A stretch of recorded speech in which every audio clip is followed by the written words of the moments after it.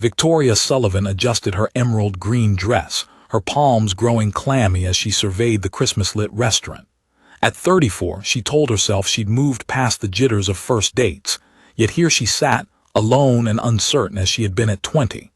The reservation bore the name James Hendricks, arranged by her friend Rachel, who insisted he was the perfect match. Kind, successful, ready for commitment. Victoria had hesitated, wary after her divorce 3 years prior.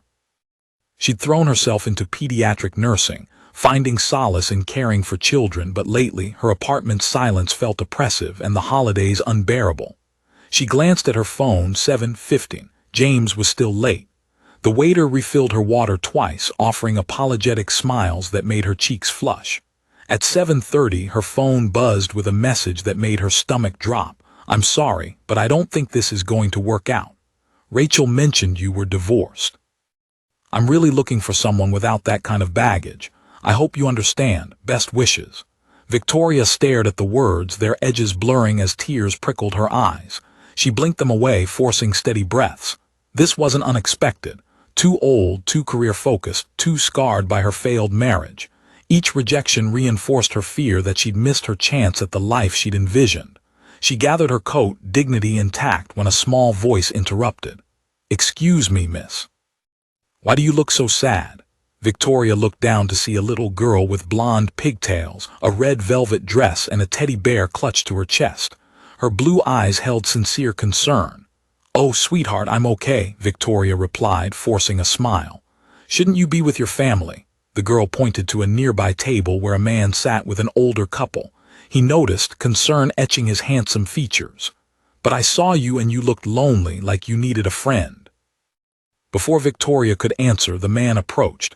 Daniel Morrison, late 30s, with warm brown eyes and an apologetic demeanor, wore a tailored but understated suit. "I'm so sorry," he said gently, disentangling his daughter from Victoria's grasp. "Chloe, you can't just approach strangers like that." "But Daddy," she said, "I can help. I'm good at making people feel better. You always say so." Victoria felt something crack in her chest at the earnestness in the child's voice. "It's all right, really. She's very sweet." Daniel studied her, noticing the dampness in her eyes, the half-on coat, the empty chair. "Bad date?" he asked softly. The kindness in his tone unraveled her composure. "He didn't even show up. Sent a text saying I had too much baggage," she laughed, voice shaky. "Sorry, I don't know why I'm telling you this." "Because sometimes strangers are easier to tell," he said gently. He glanced back at his parents, watching intently. "Would you like to join us? My dad's birthday. My mom's a legend with food, and Chloe's convinced you need company." Chloe tugged both of Victoria's hands. "We have chocolate cake coming. Grammy always lets me have some too. You can have some of mine." Victoria knew she should decline, return to her empty apartment, or call Rachel to vent. But Chloe's earnest face, Daniel's genuine warmth, and the gentle encouragement from his parents made her pause. When had someone last wanted her company simply because she was human and hurting? "If you're sure I wouldn't be intruding," she asked softly. "Not at all," Daniel assured. "I'm Daniel Morrison, and this is Chloe, as you've probably gathered." They walked to the table, Chloe chattering about decorations, her teddy bear, and her grandfather's 65th birthday. Really, really old, but not as old as dinosaurs. Daniel's parents, Alina and Robert, welcomed Victoria with ease. Alina, silver-haired with laugh lines, made space without questions. Robert, wearing a birthday button Chloe had crafted, offered a handshake. "Any friend of Chloe's is a friend of ours." Dinner flowed like a warm conversation. Daniel shared his story. His wife had died 2 years prior from an aneurysm, leaving him to raise Chloe alone. Balancing architecture and single parenthood, some days were harder. He spoke quietly so Chloe wouldn't hear. Victoria confessed her work at the children's hospital, the joy it brought, the way it filled a void. Chloe's eyes widened. "You help sick kids get better, like a superhero." "Sort of," Victoria smiled. "I read stories, bring juice boxes, make sure they take medicine," Chloe declared. "I love stories. Daddy reads to me every night, but sometimes he falls asleep before the ending." Daniel sheepishly admitted, "Some books are very long." The evening dissolved into laughter. Alina shared childhood anecdotes about Daniel. Robert told dad jokes that made Chloe giggle. Victoria unraveled, the earlier rejection fading into background noise. When cake arrived, Chloe insisted on sitting beside Victoria. "Are you still sad?" she asked quietly. "Not anymore," Victoria answered honestly. "You've made me feel much better." Chloe nodded, then asked, "Do you have kids?" "No, sweetheart, I don't." "Do you want kids?" Victoria's throat tightened. "I did once. I always thought I would, but things didn't work out that way." Chloe nodded as if it made perfect sense. Then she set down her fork and faced Victoria fully. "My daddy is lonely too. I can tell because sometimes he looks sad when he thinks I'm not looking. And I don't have a mommy anymore, which makes me sad sometimes, even though daddy tries really hard." Daniel's face flushed. "Chloe, honey, can you be my new mom?" The restaurant fell silent. Eleanor's hand flew to her mouth. Robert tried not to smile. Daniel looked stunned. Victoria felt tears stream down her cheeks before she could stop them. She knelt beside Chloe's chair, meeting her gaze. "Being someone's mom is special. It doesn't happen quickly. But you're nice, Chloe. You're sad like daddy. That means you could make each other happy. And you work with kids, so you already know how to be a mom." Victoria laughed through tears. "You're right, it makes sense. But we just met. We're strangers." "Then be not strangers first," Chloe said simply. "That's what daddy says about making friends. First you're strangers, then you talk, then you're friends." Daniel finally spoke. "I am so sorry. Chloe, you can't just ask people to be your mother." "Why not? You always say I should ask for what I need. I need a mom. She needs a family. It's perfect." He stammered. "I should probably explain Chloe been focused on family lately. Her preschool is doing a family tree project and it's brought up questions about her mother." "It's okay," Victoria assured him. "Really, I work with children. I understand." As they left, Chloe lingered. "Can Victoria come visit us?" she asked. Daniel looked at Victoria, asking permission without words. She thought of her empty apartment. Crushing text, her convinced that time was up mindset. "I'd love to," she heard herself say. "Maybe this weekend." Chloe threw her arms around Victoria's waist. "Yes, Saturday. I'll clean my room and everything." On the sidewalk, Eleanor pulled Victoria aside. "My granddaughter has excellent instincts," she whispered. "And I haven't seen my son smile like that in 2 years. Whatever happens, thank you for giving them both hope." Over the following weeks, Victoria became a regular presence in their lives. She joined Saturday mornings for Chloe's family tree project, reading stories and explaining the human body in simple terms that delighted the girl. Daniel gradually opened up about single parenthood's challenges, the guilt of long work hours, the loneliness of sleepless nights. Victoria shared her own story. A marriage ending when her ex-husband decided against children after years of fertility treatments. Her acceptance that motherhood might never be hers. "I think that's why I became a pediatric nurse," she admitted one afternoon while Chloe napped. They sat on Daniel's couch, coffee cups between them. "If I couldn't have my own children, at least I could care for others." It helped fill the empty space.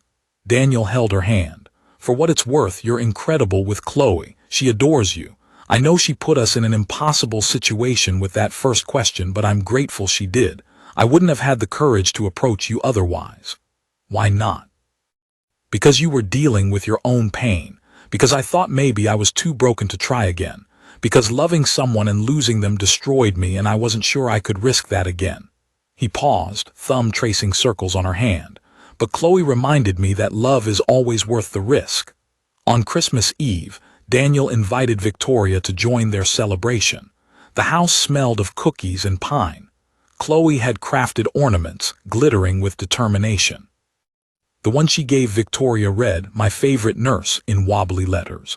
After dinner, Chloe crawled into Victoria's lap with a book. It felt natural, this small weight of trust. Daniel's arms settled around her shoulders. Later, outside, snow began to fall. "She'll ask again," Daniel said quietly, "about you being her mom. She asks me every night, wants to know if you're staying." I tell her love takes time. Families are built slowly with care and patience. Wanting something doesn't make it happen instantly. He turned to her, hands gentle on her shoulders. "But I also tell her that sometimes when you find the right people, it feels like they were always meant to be part of your story." Victoria looked at him, seeing her own astonishment mirrored in his eyes, mixed with hope. "I spent 3 years convinced I'd missed my chance," she said softly. That family and love and belonging were things that happened to other people, not to divorced nurses pushing 35. That man who stood me up, he was just the latest reminder I didn't fit anyone's idea of the right woman. You fit mine, Daniel said simply. You fit Chloe. You fit this life we're building if you want to be part of it. I do, Victoria whispered. I want that so much it scares me. Me too, he admitted. But I think that's how you know it's real. Because it matters enough to be scary. He kissed her, soft and sweet under the falling snow. Something in her chest unfurled like a flower finally finding light. 6 months later, on a sunny Saturday, Victoria moved her belongings into Daniel's house. Chloe helped, carrying items with solemn determination. When they reached the bedroom, Chloe paused. So you're really staying, forever and ever? Victoria knelt, holding both of Chloe's small hands. I'm really staying if that's okay with you. Can I call you Mom? The question, heavy with hope, made Victoria's eyes fill with tears. I would be honored if you called me Mom. Chloe threw her arms around her neck. I knew it, she declared. I knew that night at the restaurant. I told Daddy you were the one. Later, as they unpacked, Daniel whispered, Thank you for staying that night, for giving us a chance, for loving us both. Victoria reflected on that Christmas evening, sitting alone, convinced of her rejection, that love wasn't meant for her. She thought of Chloe's brave question, the kindness offered freely, and how blessings often arrive in our darkest moments. Thank you for seeing me, she said, for letting Chloe approach a sad stranger, for inviting me into your family, for showing me it's never too late. From the hallway, they heard Chloe singing, a made-up tune about having the best family in the world. Daniel and Victoria smiled. This couple, brought together by a child's wisdom and a Christmas miracle, knew that sometimes the best things begin with rejection and end with belonging.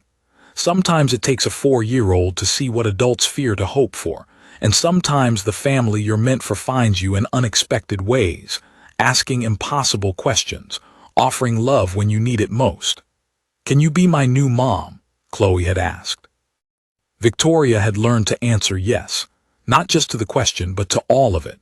Second chances, unexpected love, healing, hope, and the beautiful messiness of building a family from broken pieces and brave hearts. As snow fell outside their window, covering the world in white, Victoria finally understood home. It felt like small hands trusting hers, a man who saw her scars and loved her anyway, being chosen not despite her past, but because of everything she'd become. It felt like Christmas lights twinkling, a little girl's laughter, and finally, being exactly where she belonged,